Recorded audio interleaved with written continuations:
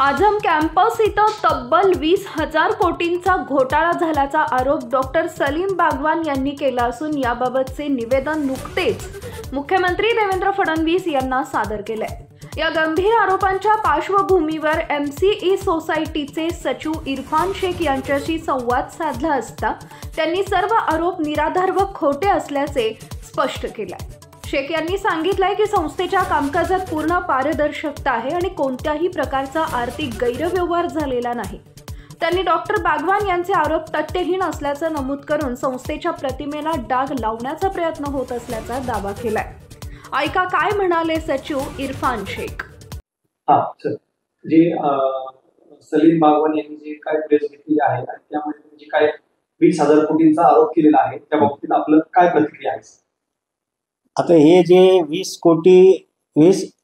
अरब कोटी 20,000 कोटीचा आरोप सलीम बागवान साहेबांनी जे केलेला आहे ते मागच्या गेल्या 4-5 वर्षापासून हा आरोप ते करत असतात। वेगवेगळ्या प्लॅटफॉर्मवरती ते बोलत असतात। याच्या आधी सुद्धा त्यांनी ते प्रेस कॉन्फरन्स घेतली होती, त्याच्यात सुद्धा त्यांनी ते आपलं हे सगळं डॉक्युमेंट्स आणि हे सगळं स्टेटमेंट डॉक्युमेंट्स हे सगळं सांगितलेलं होतं। आता आम्हाला असं कळलं आहे की त्यांनी चीफ मिनिस्टर साहेबांना पण हा अर्ज दिलेला आहे। तर चीफ मिनिस्टर साहेब जे डिसिशन घेतील, जे काही लॉ प्रमाणे असेल ते आम्ही एक्सप्लेनेशन देऊ। आणि हे 20,000 कोटीचं MCE सोसायटी किंवा आझम कॅम्पसचं काही देणं घेणं नाही। MCE सोसायटी एक शैक्षणिक संस्था आहे आणि या शैक्षणिक संस्थाच्या अंतर्गत 30 इन्स्टिट्यूशन इथं चालतात। University grants commission, university of Pune यांच्या रेकग्निशन मार्फत सगळे कोर्सेस सगळे प्रोग्राम चालतात। जे फी प्रिस्क्राईब केलेली असते ती पण फी गव्हर्नमेंटच प्रिस्क्राईब करतो। एडेड किंवा अनएडेड तुकड्या असेल, डिव्हिजन्स असेल, त्यांची सुद्धा fee university, government of Maharashtra आणि शिक्षण शुल्क समितीनेच प्रिस्क्राईब केलेली असते आणि त्याचप्रमाणे आम्ही ते फी पण घेतो।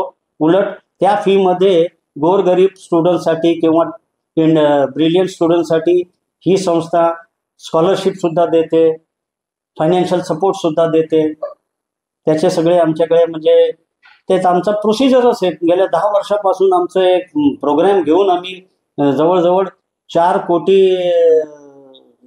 कन्सेशनसाठी स्टुडंट्सला मदत करतो।